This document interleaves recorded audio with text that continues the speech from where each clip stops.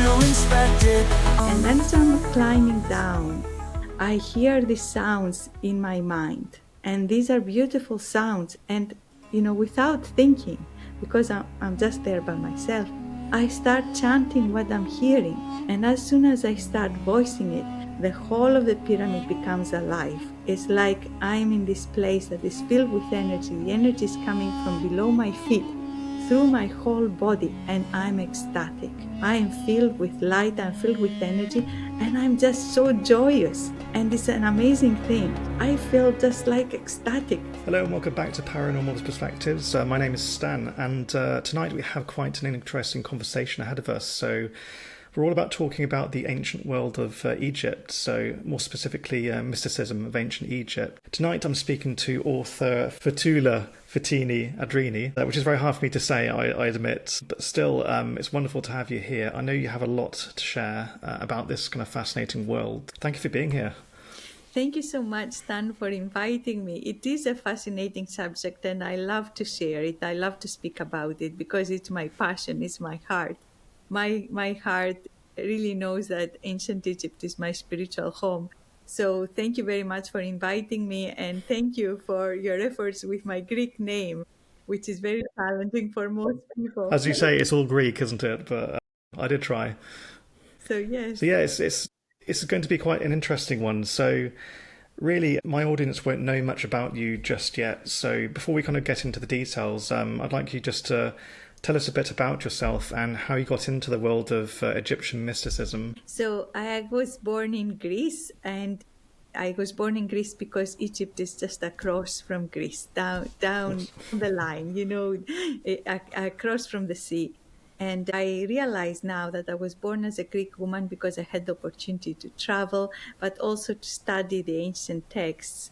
I couldn't study Egypt while I was a child. There wasn't enough there, and there was nothing about mysticism. But I could study the old Greek philosophers and what they wrote about Egypt. I had this thirst of knowledge, and I was very psychic as a child as well. But growing up, that psychic ability left me when I became a teenager, because the mind came in, the guilt, everything else that a teenager, a teenager experiences, and we are still experiencing it. So everything kind of went like I lived a very normal life. I became, took an engineer, then a town planner, then somehow moved to Paris, and I did a postgraduate there in the Sorbonne, and I was very academic, and I loved research. And then I moved to Glasgow, somehow in Scotland, that I had never planned to do that. It's quite a contrast, crikey, like from location. Yes, I just never planned to do that. But while I was here, my whole spiritual path opened. And Scotland is very, very open. The people are very open. You can do the research that you want to do. You can speak about the paranormal. You can speak about these things. You can speak about ancient cultures. And even if people don't agree, they don't try to shut you down, which they would do in a very orthodox country like this. Yeah. So I think I'm in the right place. I'm actually sure I'm in the right place, and I have been for almost 20 years now living this path of the ancient mysteries that I remembered from ancient Egypt. So eventually I gave up my town planning career, not because I didn't like town planning. I loved it too, but it was just not what was in my heart at the time. My heart was very much the path of my soul, was the healing path. It was a path of finding what I needed to heal in myself through the light. And the light that I remembered was what we worked with in the ancient mysteries, which was the light of goddess Isis. And goddess is probably not the right word, the ancient Egyptian goddess. We call her goddess because that's the term we have, but the ancient Egyptians never meant that these beings were something that we needed to worship and we needed to give our power to. They were teachers that opened the path of knowledge. And that's how she came to me and said I was a teacher of hers in another lifetime. So she invited me to remember again, to study with her, and to bring forward the teachings that I knew in my, if you like, in my psyche. So what happened to me was that I had these years of remembering, of writing down what she was giving me. When it's an interesting process to do that, because the way it works is that she gives you a teaching that is very profound, and you think, this is wonderful, it makes sense, it makes so much sense, but you never knew that teaching before. And the next day is as if you knew it all your life, because it's downloaded in the body, in this current body. And I had incredible experiences that, do not make sense with our mind, but I know they happened, and I learned so much from them. So basically, for 20 years now, I have been living this path. It's very much my life. It's a ceremony. I've changed so much because I healed so much. It's a path of transformation that I can say it worked for me, so maybe it works for other people too. I have been teaching this path, and people who come to me sometimes have a memory too, or during the teaching, they might remember something about ancient Egypt. And this transformation can take place for them as well. So the ancient Egyptian mysteries that the people practiced then had this intention, was to be the God that we are, the God form that we are, not with ego that I'm all powerful. That is actually the opposite, is to really be the shining, living light, to be the light of your spirit while you're living in this body. That's a really, really beautiful message. And I can also kind of say the same, really, because I've been through a journey myself where I was brought up as Catholic, and with my experiences, having kind of a near-death experience ultimately led me to question my life that I was living then. But long story short, over the years I got to know different religions, research different philosophers and their views of the world, and my conclusion after all this was, okay, I'm more of a spiritual person, but I do believe it doesn't feel right to externalize my power, essentially put my power into an entity, a deity or something. I realised that it actually does sit within myself, and that's when I began to change as a person.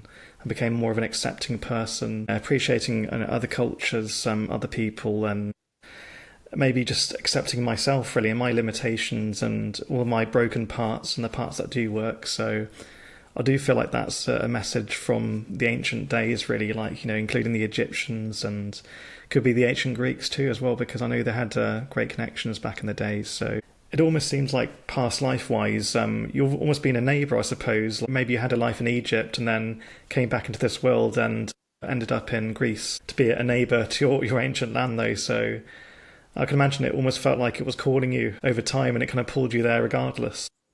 Yes, absolutely. It was calling me. When I was a child, I would just couldn't find enough of Egyptian books to read, and I felt this like there is something there. My soul knows there is something there, and there is a mystery. There is like an aura of mystery about Egypt, because there is so much light in that place. And you feel that you're almost like you are in this temple. I was like in this temple I could smell the incense burning. I could really hear the chants. I could feel, the vibration from the musical instruments and how they were like beaming out. And I knew that was home. And there was a very strong connection with the cosmos, with the whole of the cosmos. And you felt that you were part of this world, this infinite universe. And not only, you are in this body on this earth at the same time, that is a gift to be alive, to be on this earth. But at the same time, you felt, I'm one with all. There was this awe. How you could say it's like a moment of absolute connection or grace. And I felt that people had this experience there, and that it was not an uncommon experience. And it was coming to them through ceremony and through a lot of spiritual practice. And what Isis told me very early on, she said, what happens during these teachings that people followed was they came into contact with the very high vibrational energy, with the light, what's it called, the light of the world, so they can become once more that light that we are. So that was what we used to practice in ancient Egypt, is more and more come into contact with a very high energy, that we could feel this love, first of all, this divine love of spirit, and then we could feel that we are actually becoming this that is all aware and very wise, and follow that instead of following what the world is telling us is the truth. So is that the message that you want to share in Sacred Mysticism of Egypt, your book anyway? Is that ultimately the goal, really, like just to share that connection that you discovered?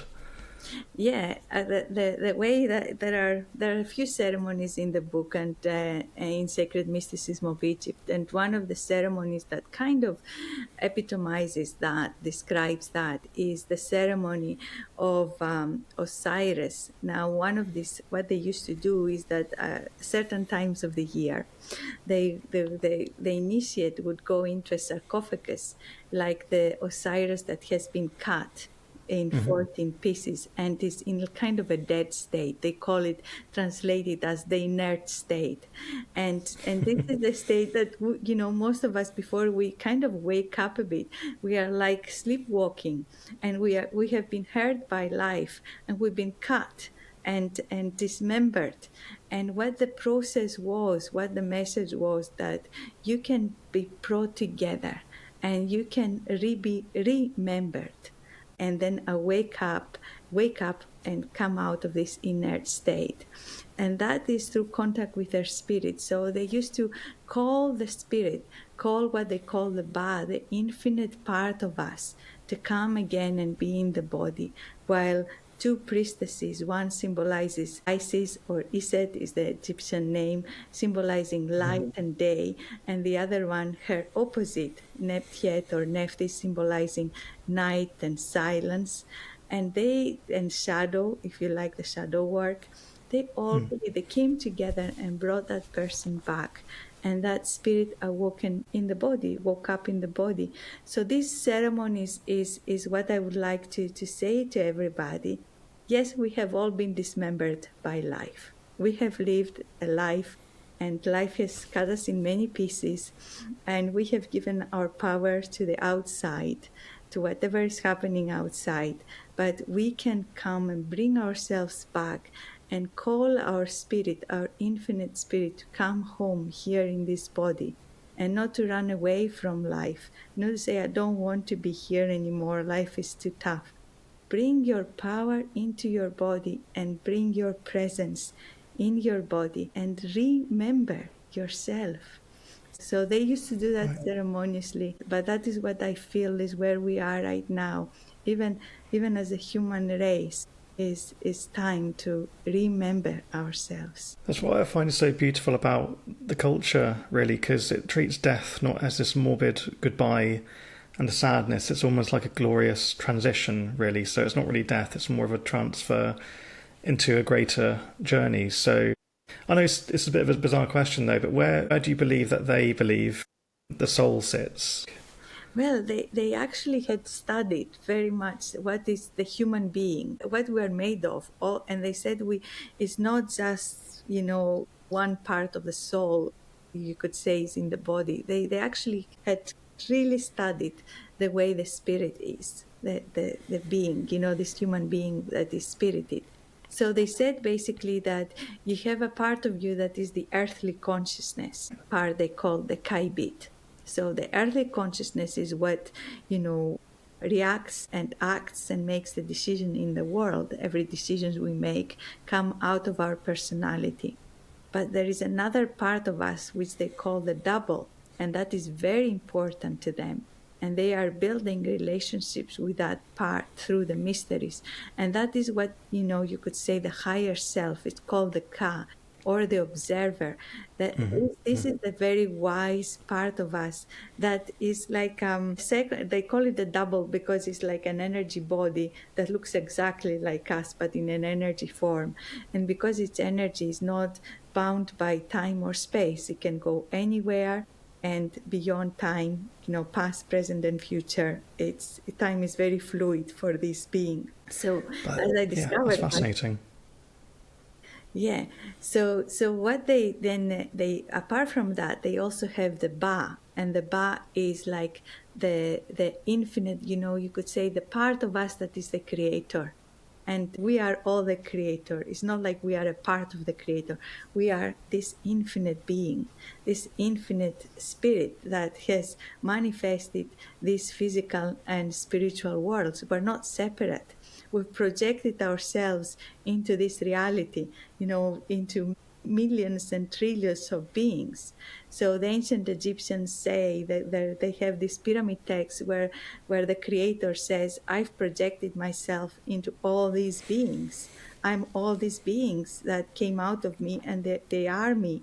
Even all these, what we call gods and goddesses and everything, they are all this creator in different qualities, they have different characteristics, but they are part of the whole.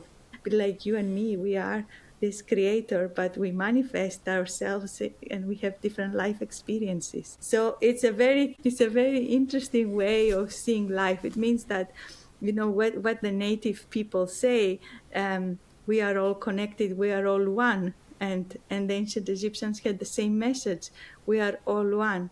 Let us not hurt each other. Let us not kill each other. Let us not, do damage to each other, because we are actually damaging ourselves. And one of the things they speak about is this primordial separation, which is when brother kills brother because of jealousy. And that is like the separation, if you like, the point where things start to go wrong for the humankind.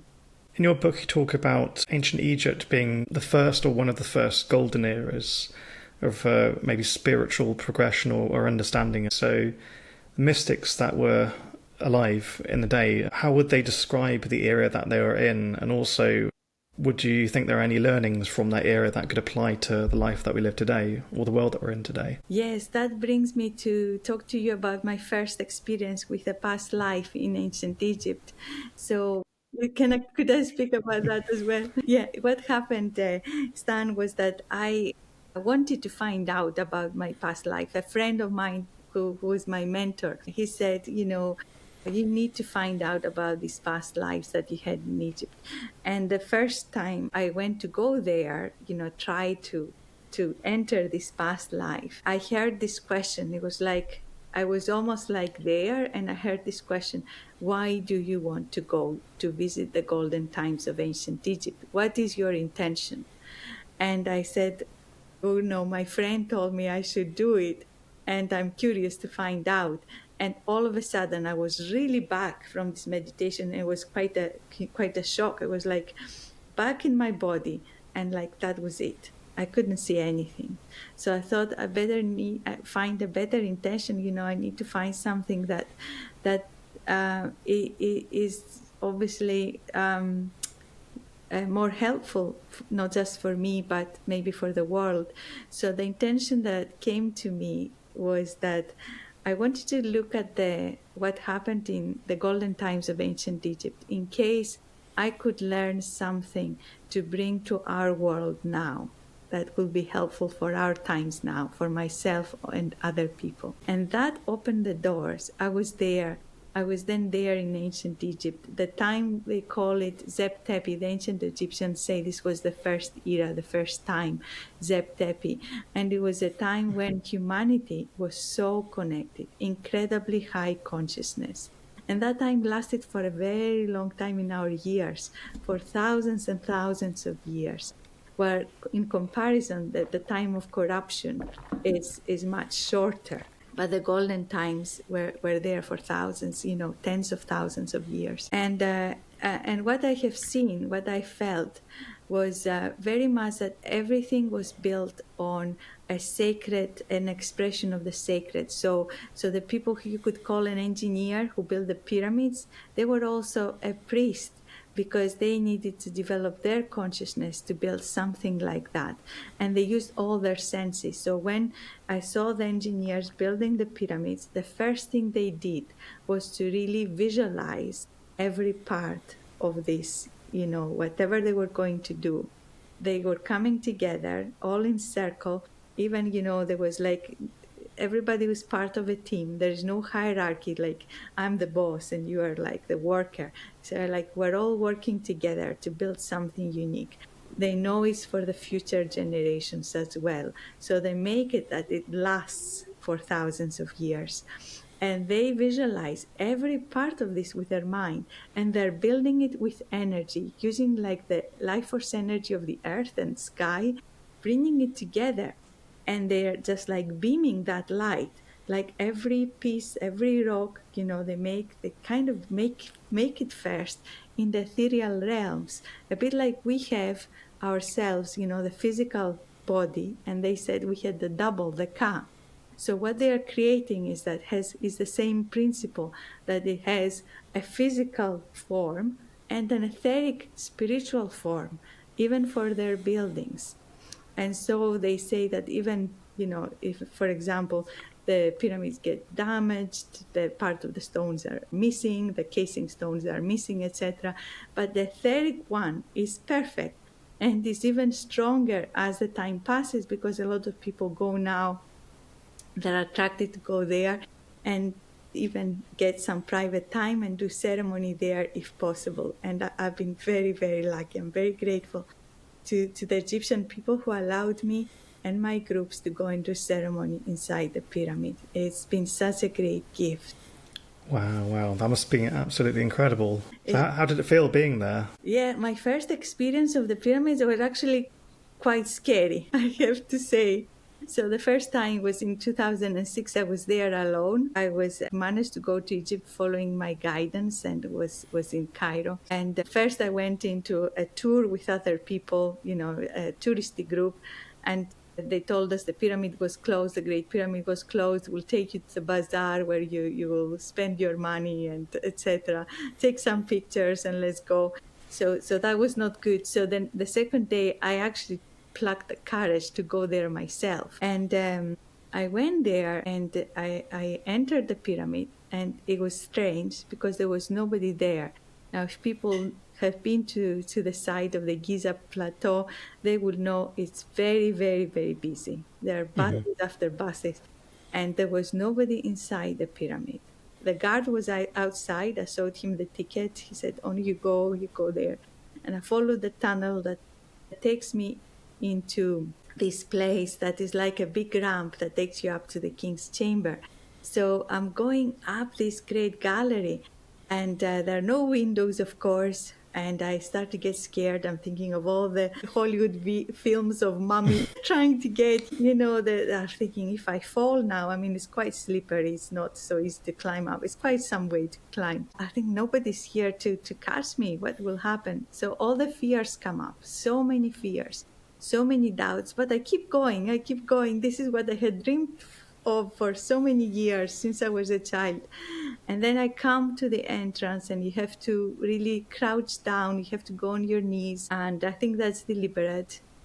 Go humble and go through the crossing. And then you come into the king's chamber. And I'm going there, and I'm still, a little bit rattled by the whole experience. So I'm trying to steady myself, meditate and stuff. I couldn't do it. There was just like still the fear there. And then some people come to take photos, and I'm thinking, humans? Yes, no, mummies, humans. I'm thinking, this is great. But they come, they see the room, and they go because there's nothing to see. It's just an empty room with a broken sarcophagus at the end. So people just come and go. And then I'm alone again. And then I'm going through this for about an hour. And then I think, this taxi driver is waiting for me all this time. I'm just going to go back. So I'm coming out of the pyramid then. And then as I'm climbing down, I hear these sounds in my mind. And these are beautiful sounds. And, without thinking, because I'm just there by myself, I start chanting what I'm hearing. And as soon as I start voicing it, the whole of the pyramid becomes alive. It's like I'm in this place that is filled with energy. The energy is coming from below my feet through my whole body, and I'm ecstatic. I am filled with light, I'm filled with energy, and I'm just so joyous. And it's an amazing thing.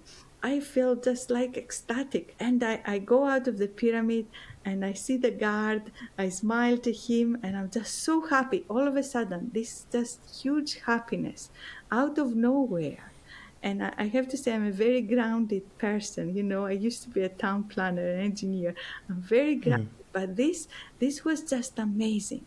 And when I left the pyramid, what I heard was these sounds that I heard in my mind is the key that unlocks the pyramid.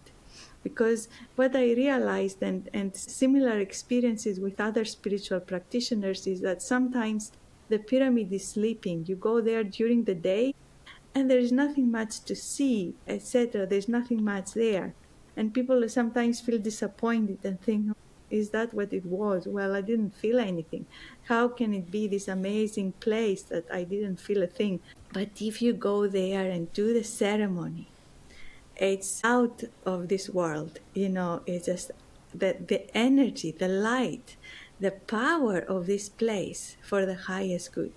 It's just wonderful. It's absolutely wonderful. And you step into something truly magical. It's the intention, you know, why you are going.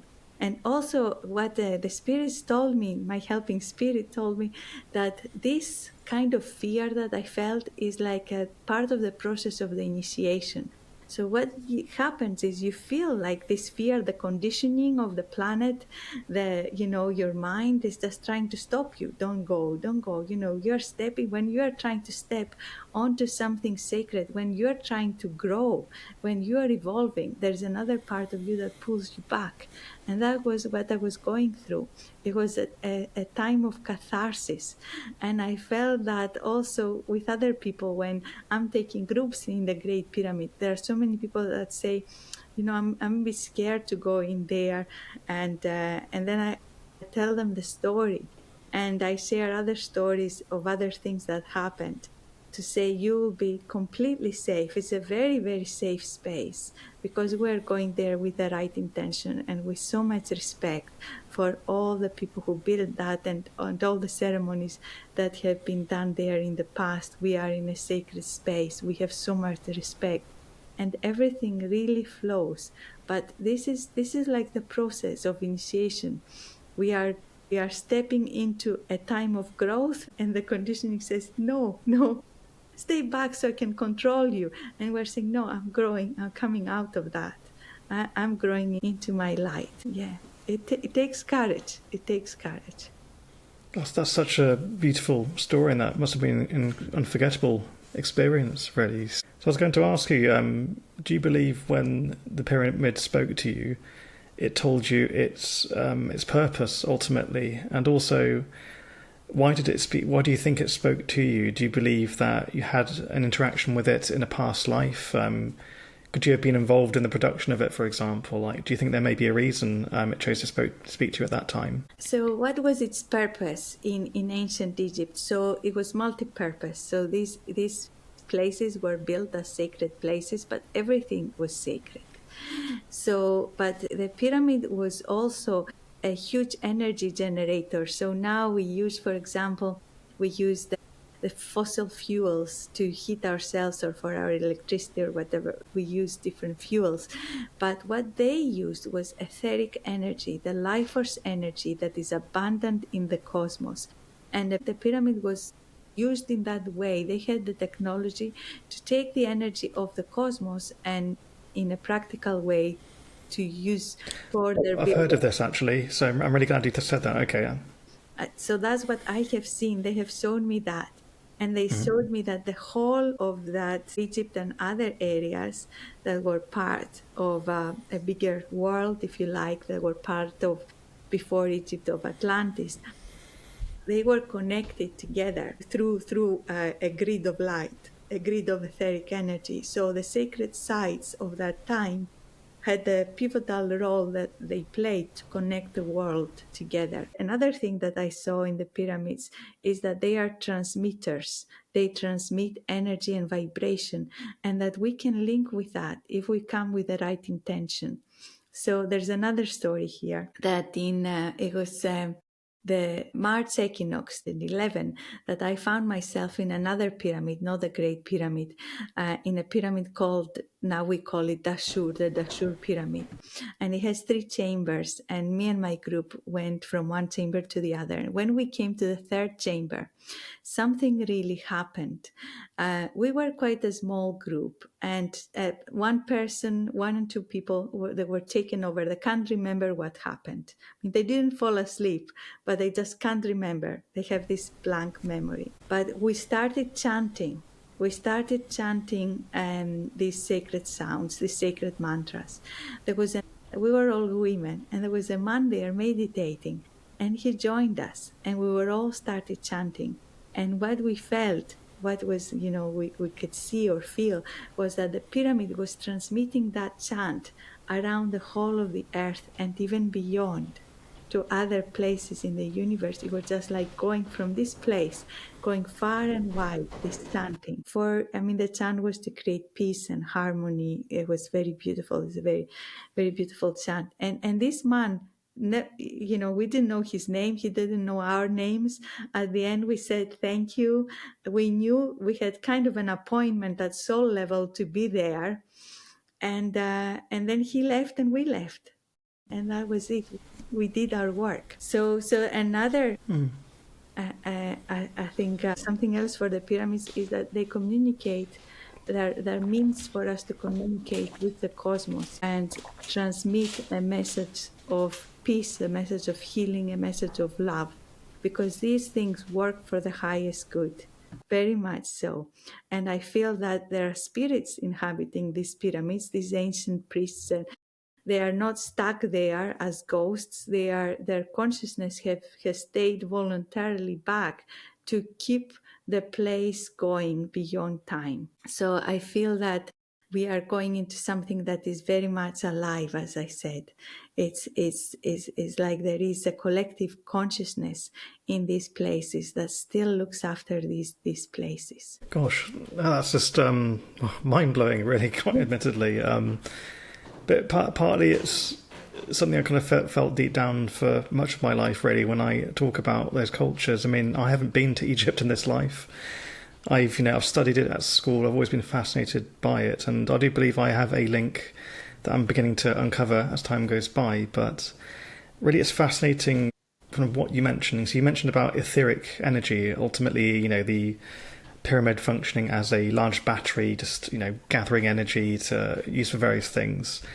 It's interesting that Nikola Tesla, obviously born thousands of years later, spoke about the same thing, because he was known for experimenting with, he termed it as I think ethereal energy or resonant energy, where he believed that energy could be absorbed locally from the environment around the device. So it's something that's part of the universe ultimately. So that information, that's just a theory based on the time anyway. Obviously I can't confirm that myself though, but there are writings by him where he theorized this, and supposedly there are people that knew him that did create devices that mimicked what essentially the Egyptians did back in the day. So it kind of shows that these discoveries are kind of transferable across time. They can be recreated and rediscovered. So I suppose that leads me to the question, really, like, do you believe that we'll rediscover maybe what the Egyptians were utilizing back then, or just maybe move away from our fossil fuel love affair, essentially, really, and start maybe updating ourselves?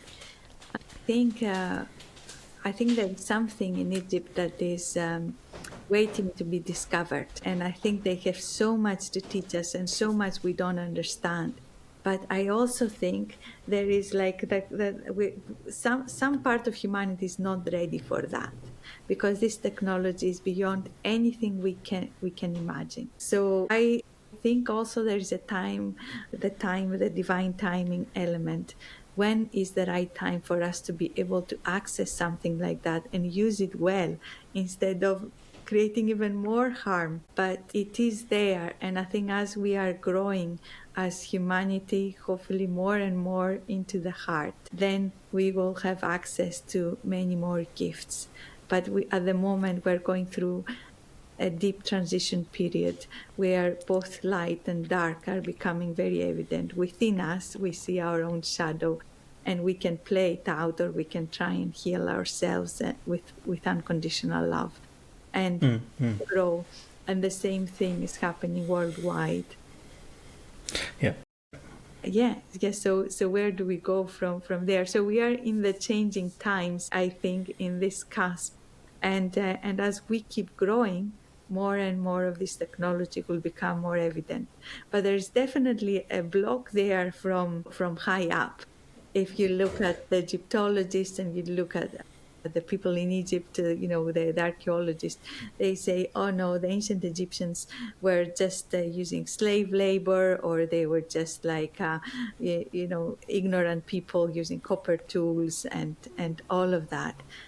And when you go there and you open your eyes, you see that this is just impossible, that we cannot build pyramids like that. We cannot build the monolithic structures of the Osirian or the Valley Temple with copper tools. It's impossible. It's impossible. And none of the theories that the archaeologists come up with about how these pyramids were built exactly fit. Because the engineers say, okay, we can't even do it today. We can't even build that pyramid today with that specific, symmetry and precision. It's an incredible feat of technology. So people study them, engineers study them, and they come to this conclusion. So I think we will find out that there was a previous era with a very advanced civilization, with a very advanced consciousness. And as we have done it already, we can go back to that, because we were this civilization, we were these human beings. So we can go back to that. Yes. Well, I think that's pretty much the message here, really. It's kind of, was it Socrates said, all forms of learning is a form of rediscovery, ultimately. So any new knowledge you acquire is actually old knowledge. It's you rediscovering what you previously knew. And I find that a fascinating thought. And also it kind of echoes through history, really, that a lot of the newer things we're discovering now, for example, there's a lot of talk recently about 0-point energy, where they're talking about essentially the energy between atoms being harvested. It links to, again, like you say, the etheric kind of energy, or the energy that Tesla was experimenting with back in the day, which mysteriously disappeared. It seems to be we kind of come full circle, really. So we have the internet now, but technically we had the internet thousands of years ago, because my co-host on and off, Christine, she's really fascinated about the Native Americans. Back in the day, they just had a knowing, okay, I'm going to meet my friend in the afternoon, say 1 o'clock. They didn't have a phone to call them. They didn't have the internet. This is like hundreds of years before electricity. They just knew. They just knew when to meet their friends. They had the frequency, the vibration, whatever it might be, and they just knew where to meet each other. They knew when to communicate danger across great distances, without any kind of visual means as well, just the knowing. So it seems to be the Egyptians back in the day had that. I don't think technology is the right word. It's just simply accessing what we already have inbuilt into us. And yeah, like I mentioned before, we made this call. I told you I had a near-death experience, and that activated in me things that I didn't have before. When I came back, I had an experience where I met this entity, and it was quite a scary experience, to be honest with you. And I had this big download of information. And when I eventually got better, left the hospital, I had the abilities of art. I was quite a young kid, but overnight I just knew how to draw. I've had this ability all my life where I just knew the right thing at the right time, and I just had these strange knowings that have freaked people out. Admittedly, I've really scared people at times, not meaning to, but I just happened to say the right sequence of words. That's very personal to them, that no one else could know, and I don't mean to do that. Yeah. But to me, I don't see that as supernatural or even paranormal, because paranormal, I believe, is just a word we put onto things that we don't understand fully. I do believe these abilities are normal, and I think people like myself, you and many others, are simply accessing what's already been made available to you. And yeah, it's a shame I had to go through the accident to have that switched on, but my conditioning was of the time to not use that was already built in. So I suppose that could be the learning, I suppose, that you've taken from your research and first-hand experience with Egyptian culture. Really is just a reminder to access the power within. I think that's a wonderful message. Yeah, absolutely. Stan, I think what you're saying about the near-death experience, I mean, my colleague in the IC School of Holistic Health, we worked together, and she had a near-death experience. She was in a coma for almost 5 days, and she had this experience, like she came back, and a lot of things that she couldn't have done before, now she was able to do. Her spiritual growth was very, very intense, very, very strong, and it was due to this near-death experience. People access their light again, because what happens is when we die, we leave the body. So the body is the conditioning of the planet, and the body is very important because otherwise we couldn't be here. So our spirit lives and starts to experience its light, all this that we are, so much more that we are when we leave the body. And then if we come back, it's like we're being reborn again. It's because we have gone back to spirit, which happens when we die, and then we came back to the body. But we come back with maybe the abilities that we had as children, but they were innate. We couldn't access them because the conditioning was so strong, and we didn't even know they were there. So it was the right time. I don't think any of these things are accidents. I think our soul has put them there to help us, because we have made that decision before we incarnated, that I am going to wake up, I am going to be of service, I am going to remember. This is a lifetime where I'm here not just for myself, but maybe to bring a message or to work and to wake up and help other people on their own path if they so wish. And it's such a beautiful message. And we had to go through difficult times to awake to do that, because the conditioning is so strong and has been on the planet for thousands of years too. So sometimes we need that. We need that connection, deep connection with the spirit. And I didn't have a near-death experience, but I had something similar. So what happened to me, it was like I woke up in the middle of the night with a column of light coming into my body. What was happening was that the bed was shaking. It was a physical thing. The bed was shaking, and my whole body was vibrating, and this column of light was coming in. And the only thought I had, usually, my normal self would have freaked out, would have said, I'm out of here. I'm running away. What is this? But somehow, the only thought that I had was, what would happen if I moved my body out of this column of light that was coming down from the ether, from the sky? What would happen? That was the only question I had. So I did that, and everything intensified. The bed was shaking even harder, and I thought, I better put my body back in, because the neighbors will be thinking, what is she up to? So I put my body back, and then I blanked out, and I can't remember anything else. So the morning comes, I wake up, I know this happened, and instead of analyzing it or thinking about it, it's just in the back of my mind that this happened, and I keep on living my everyday life, go to work and stuff, which is very strange for me. It's not usually, usually I would have tried to find out what happened, but no thoughts about it. And years later, so this happened in 2000. 2014 was while I was in Egypt. Iset came to me and said, when that happened to you is when we downloaded back into your body all the things that needed to awaken from within you, for you to remember this, why you're here, to remember the knowledge that you had from the past lives.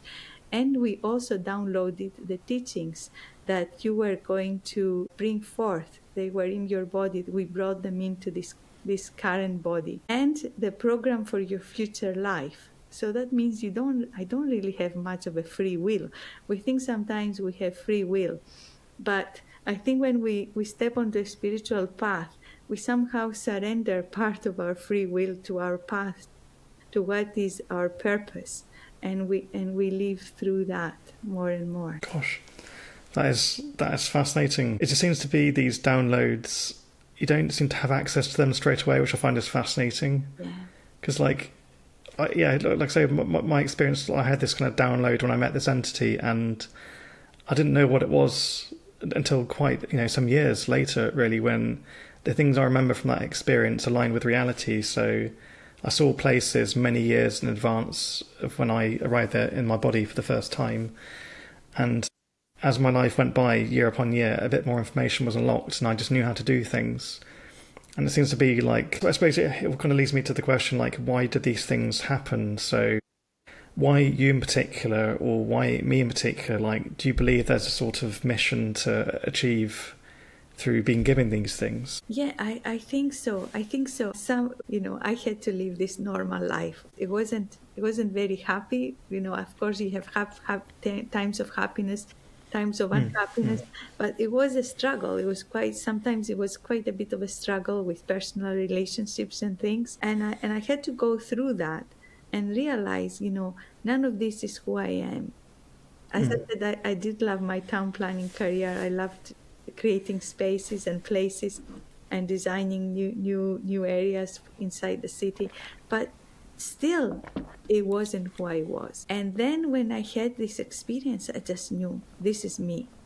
All of this is true. Even my mind, my scientific mind said, no, this is absolutely true. There was no doubt, which is strange, but it was just. And the reason I think that this happens is because our soul has done so much work in previous lifetimes. We have done so much work. We have been to all these places. We have all these experiences. And now we are coming here. First of all, we're coming here because we have the opportunity to awaken, to evolve even more, and then to help other people to evolve. If they so wish, we can share it is our experience. But another reason that this is happening to us and to other people is what, I asked my spirit guide, Isis, I said, why me? Why did you ask me to be your teacher? And she said, it's because of your heart. She didn't say because of your past lives. She didn't say it was because you had all these experiences in ancient Egypt. She said it's because of your heart. And I think that's what these enlightened beings and these teachers that are in this, enlightened form, and they are coming to us, or the reason you had this huge experience of awakening is because they see our heart. They see that we are ready, that we are holding, a place of integrity, a place of love, and that our heart is so big that we can do it, because it is a tough world out there, and we need to be able to have compassion, understanding, love, and also detachment. That is a very big thing, and especially with people who have had near-death experience, they say sometimes, I don't know if it's true for you, but they say that I can detach so much easier from all the dramas of the world. They don't touch me in the same way. I can feel the compassion, I can feel the love, but I also can feel the bigger picture around me. And that's something that is very, very healthy, because our spirit, that Ka, is the observer. It makes no judgments. So the ancient Egyptians talked about this ceremony of the weighing of the heart. Is your heart as light as the feather? And if that's it, then you're going into the place of ascension, becoming the shining spirit.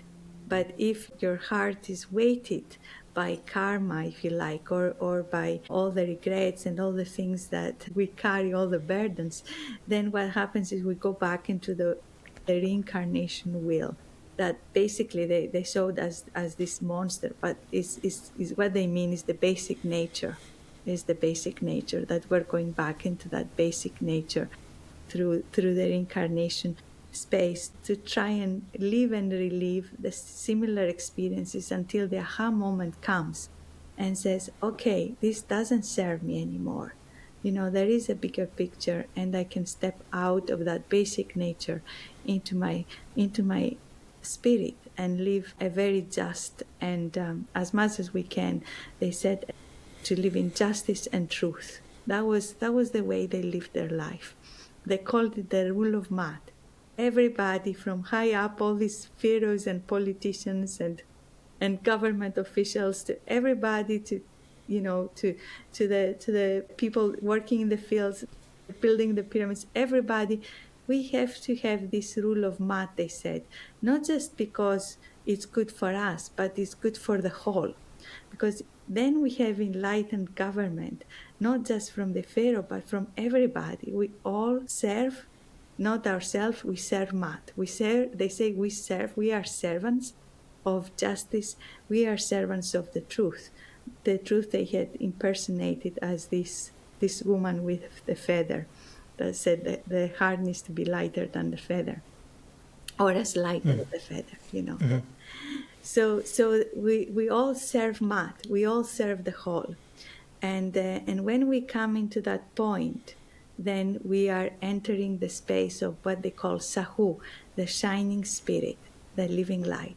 I'm learning so many new words. It's amazing. So yeah, it seems to be that your moment essentially enabled you to be a teacher, really. At least that's my best description, really. So you receive the download, and it seems to be part of your mission to educate others, to help them to raise their vibrations, because I see such similarity in Egyptian mysticism and spiritualism, because I consider myself to be a spiritualist now, whereas I used to be a Catholic. And with spiritualism, we tend to talk about vibration, really. So when you're of a lower vibration, that's anger, hate, a lot of the primal, what we would call instincts, really, but things that keep us from evolving and seeing higher states. And of course, higher vibration, of course, the highest vibration being love, and that being, love is the connection into the universe. Ultimately, it isn't just an appreciation of people and such, and or a love of life, or love of food even.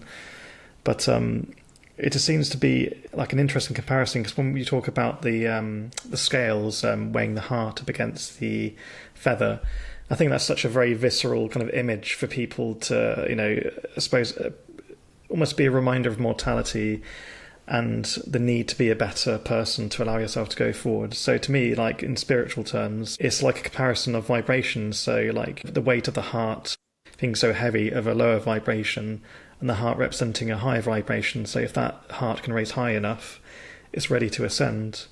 Because we tend to believe that, we come back over and over and experience these various different lives and try to take our learnings. So we are able to then transcend until the next stage, really. And the next stage is a much higher vibration. And these entities, these gods like Isis and others, seem to be those who have maybe crossed the threshold and on the other side to be as teachers to guide other people along. And as well as that, also links into, a lot of the fact that, a lot of spiritualists, mediums, people of different backgrounds really talk about the whole transition Earth seems to be going through at the moment.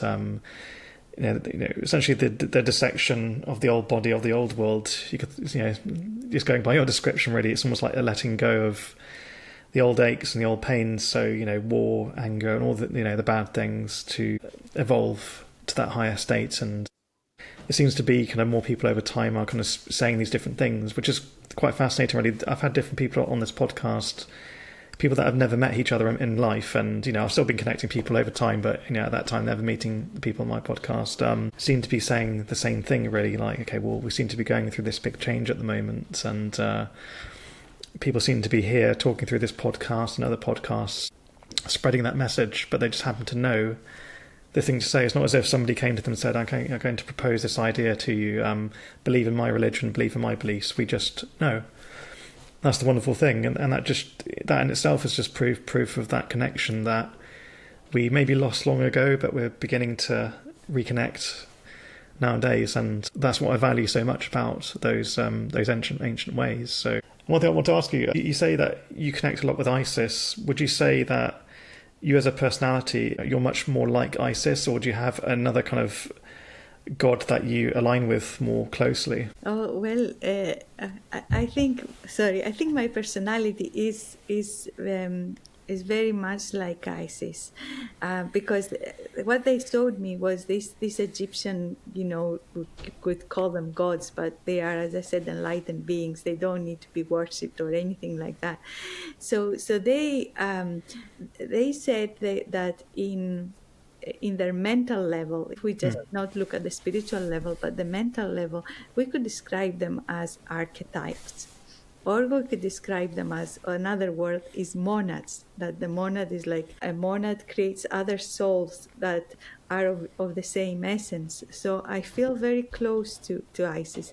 But Isis also has another aspect, which is the mother of unconditional love. And I feel this is something that we don't have in the world, but we really feel through contact with the divine. So when I feel her, my heart, the heart again really opens. And it's that connection that enables people to trust me and trust these teachings, because I'm kind of embodying these teachings, and people can see that in me and they can see it in themselves. Therefore I can hold a mirror and saying, you are this being too.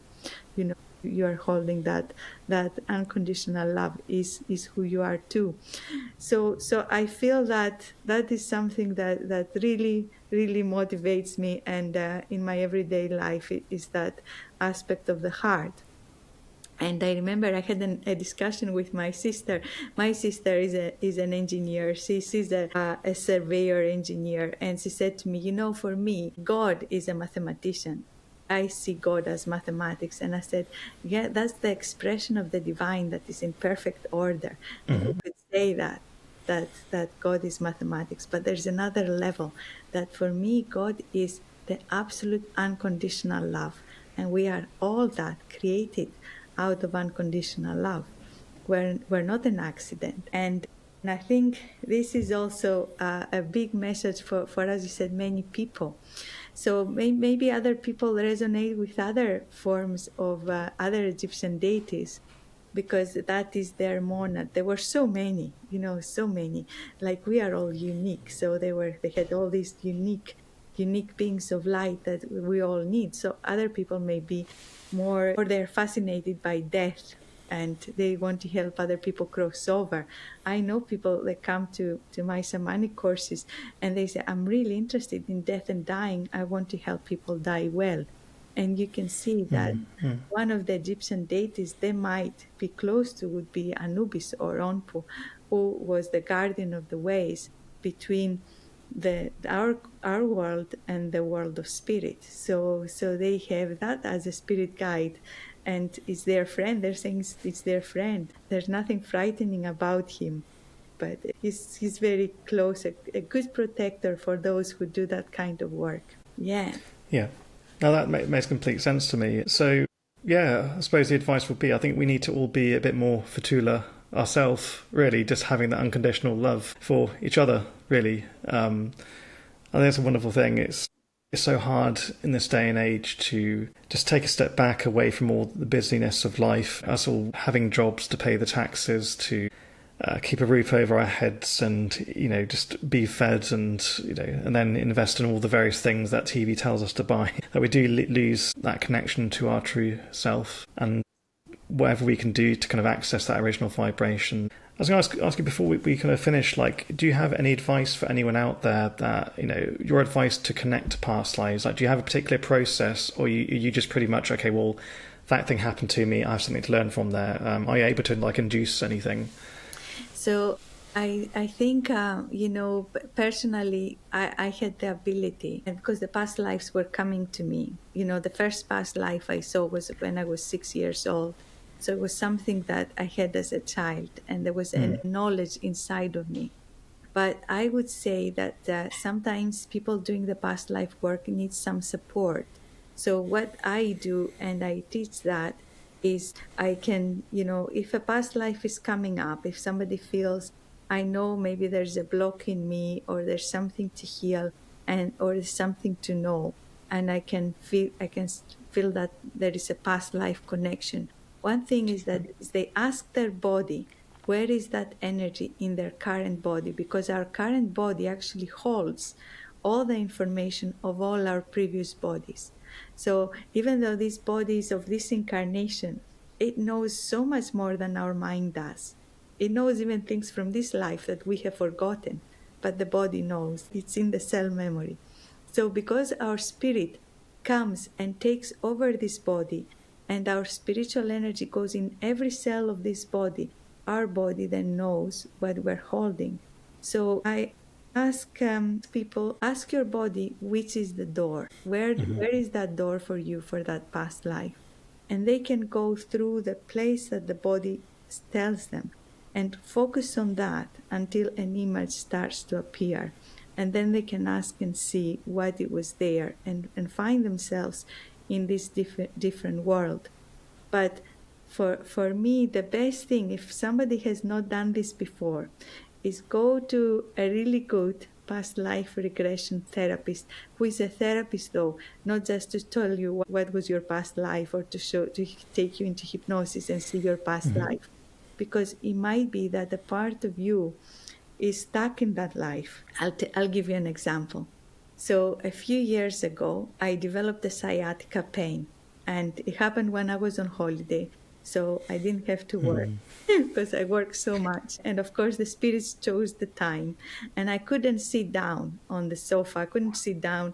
It was like this pain would come, and it was really hard. And on a New Year's Day, I was going to watch a film with a friend of mine. We were both, trying to celebrate New Year's Day.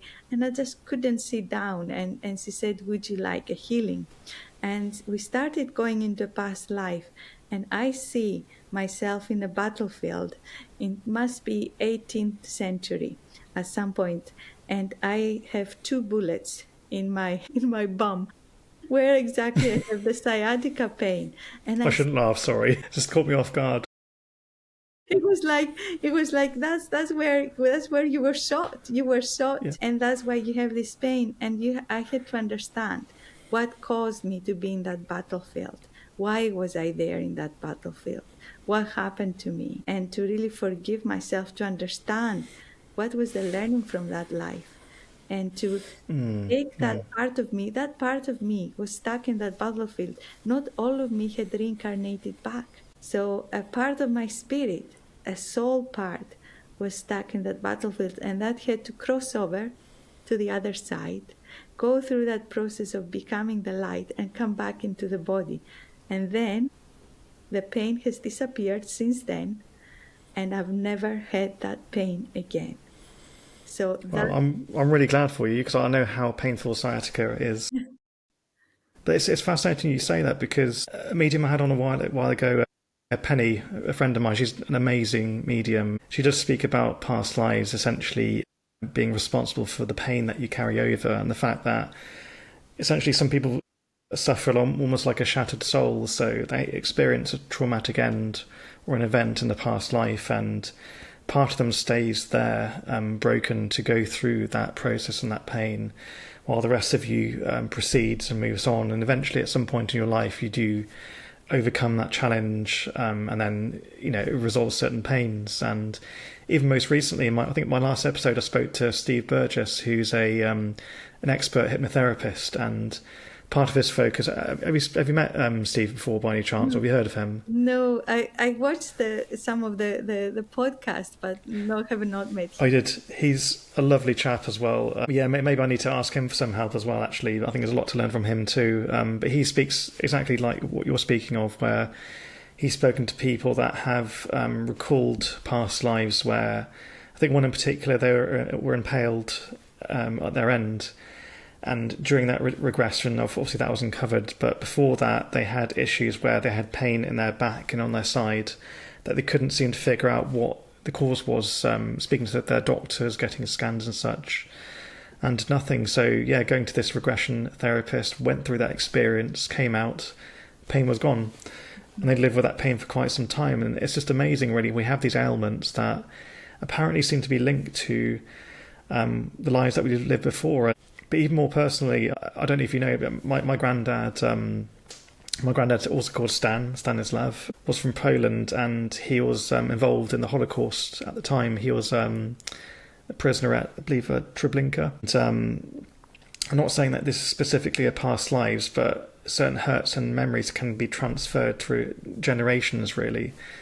So, of course, he managed to survive and started a new life here in Oxford, and was extremely lucky. Like, it could have gone really even worse than the things that he experienced, but he spent the rest of his life suffering with the pain of being part of that and seeing the things that he saw, things that were done to him. And like, I would never tell them on this podcast out of respect for his memory and the other survivors out there, but I believe, like, I've gone through traumas in my life and I've had terrible anxiety and all sorts of different things, and I know a lot of it has come through the memories of his life, and my life will be never anything compared to what he went through at all. But I do believe, like, me carrying on his name is me passing on the learnings that he's learned in his life, and to pass on the message about unconditional love, about, you know, despite the most evil things happening and the hate people have for people and tribalism ultimately being completely pointless, and to pass on the message that, you know, we all need to love each other, and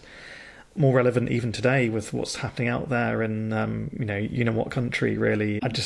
I always hoped that mankind would learn from those experiences, and I feel like people like us need to keep those learnings going, whether it's through a direct past life experience from ourselves or the past life memories of the family that we've had around us too.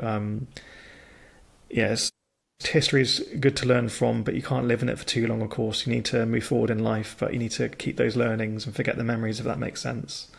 Yeah. So, yeah. I very much agree with you, Stan, because from my other side, you know, from my father's side, there is a shamanic lineage in my family that talks about the ancestors. Oh, wow.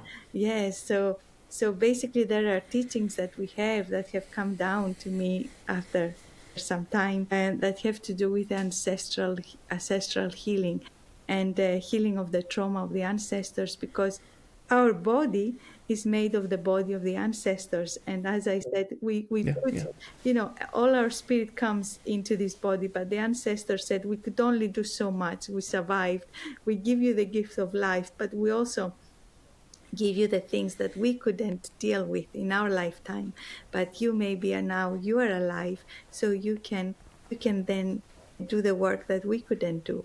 So I think ancestral work is very, very important in terms of healing and clearing also all these things that I feel sometimes, yes, my ancestors did that, or I'm suffering from this, etc. And people may think, oh, it's just me. But actually, it doesn't just belong to you. It belongs to the whole of humanity. And when we do this work, we actually heal the human race. So I thank you so much for doing this work with your grandfather, because you are healing something so deep. Yeah, I've just started. Hopefully, I'm working on a sequel to my current book, even though my current book hasn't been released yet. I feel like through part of that story, I'm ready to tell a bit of my granddad's story, because it's been a big no-no in my family to talk about. Not as if it's wrong, because it's so deep and so dark that it's hard to even comprehend. And there are those in my family that obviously spent more time with him than I did, obviously because I'm younger, but I feel like it needs to be out there in the world, like one of the many stories out there, just to remind people of the future. Okay, this is how silly we can get, and this is how foolish we can be when we let those who teach us such awful things and such tremendous lies and make us believe in those things just to get their own goals, to achieve their own goals and their own lunacy, ultimately. That we need to kind of rediscover our humanity within humanity, the fact that we are, we've evolved for a reason with a certain purpose, and us unified at a higher vibration can achieve tremendously wonderful things. So, we have leaders all across the world, just one man or one woman as a leader that we've hopefully elected that are good enough people. But even so, like, one bad leader is nothing compared to a whole country of good souls of, trying to do good things. So we need to even teach our leaders how to, to be the best humans they can be, really. But this is the whole part of the whole transition, because I think Penny mentioned a while ago, this was a medium in a previous episode. I recommend anybody spend time with Penny. Like, even like an hour of Penny's time is amazing. But she talks about star seeds as well. Like, I don't know what your beliefs are, Fotoulas, but there are those who believe that reincarnation isn't just localized within this planet, but it's also interplanetary and also interdimensional as well. That there are those, apparently there's a theory where those from afar are now incarnating into this Earth cycle to help spread the knowledge and protect the planet, and also protect humanity's evolution, just to make sure we're on the right path, because there's theories of, okay, well, we're getting to a stage now where our technology is advanced enough, we're beginning to explore the stars. You can imagine if you're a neighbour in a neighbouring planet, okay, well, these guys are now exploring more. We need to make sure that these guys aren't lunatics, really. We need to make sure that they're safe and they're kind. And so, like I say, it's like a reassurance where they're coming in and educating and so on. But all I can say is that's just a theory. I can't confirm that for absolute, though. But I do have enough knowledge so far to at least propose the idea that maybe being a real thing. But I'm interested to learn more about that as well over time. But anyway, I know we've been over an hour so far, but I've really, really enjoyed this conversation, Fotoulas. I think you have such a happy... I think you were like a ray of sunshine as you are anyway, so it's been like a wonderful conversation in itself, really. But I think there's a lot of takeaways from this conversation about Egypt's mystical past, really. And it's more than just a fantasy, it seems. It's a straight line from the golden age of humanity, really, to today, really, where we're beginning to kind of go full circle, and hopefully we may return to the next golden age. And yeah, obviously we can never tell where we will go from this point. But yeah, so one thing I need to ask you as well, another important thing is where can we find your book? Yes, so you can find I know it is out. It's out everywhere. You can get it hopefully wherever you are. There is you can buy it from booksellers, Amazon and Apple Books, wherever. Even some local independent bookshops have the book as well. So the book is this one. I don't know if you can see it here, but yeah, I do like the cover. And it is a transmission of light. So the way I wrote the book, the way it came was just like by people reading this, they are starting maybe having an experience. They might have a download, they might have feel that energy, and they may start to remember. So my deep wish is for everybody to remember their origin as beings of light. That is what That's beautiful. That's beautiful. That's my intention. Yeah. Well, it's nice to meet somebody with the same purpose, but a different way of telling it, really. But I think yours is kind of more grounded as well in our history and appreciation of the Egyptian culture, really. Yeah. Always, it's almost that, I'm trying to think of the word, it's looking backwards to look forward. Sometimes it is just that way. You need to look to our ancestors to predict and form a better future, really, which is wonderful. I've also, I love the film The Mummy from back in the day with Brendan Fraser. I mean, everybody's seen that, haven't they? Obviously, I don't think that's an accurate representation of that wonderful culture. It's just more of a bit of fun, really. So, yeah. Well, I've really enjoyed this conversation. Thank you so much for being here. It means the world to me that you took the time. And if you want to come back again and share more stories, you're always welcome back. Anyone's welcome, really. And so I'm going to have one more attempt at saying your name, if you don't mind. Fotoula Foteini Adrimi. Is that correct? Well, yes, that's correct. Well done, Stan. Well, I really enjoyed that time. I really enjoyed our conversation, and there was so much richness because, you have that experience as well from your near-death experience, and oh yes, everything just flowed, and it was just wonderful. So I'm honored to have been on your podcast, and thank you to everybody same here. listening too. Because we co-create these things together, we co-create something together, and I feel we co-create something beautiful. So anytime you would like me to come back, I'm very happy to come back and share more things. Yes, thank you very much. Anybody watching, I hope you're all happy, well, and just remember to look inside yourself, look into our past to learn how to move forward. It's a wonderful thing. You guys take care. Bye. Be happy and be well.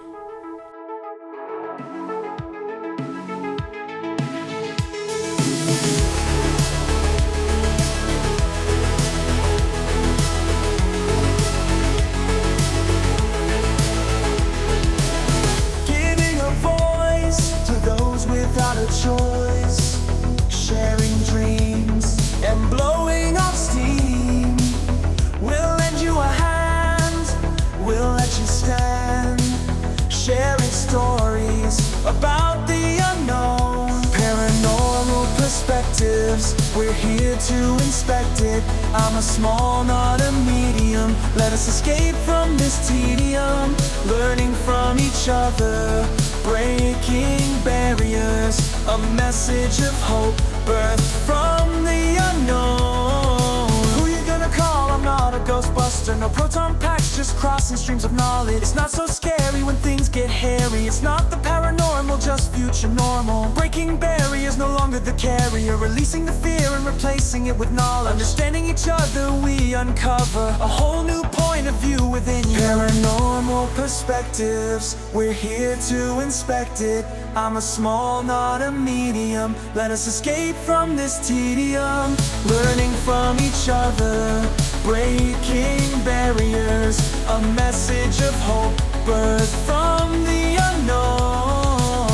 The only stream we need to cross is the platforms to get the message across. Knowing each other, sister to brother. No ghost or spirit or demon will ever get the better of this medium.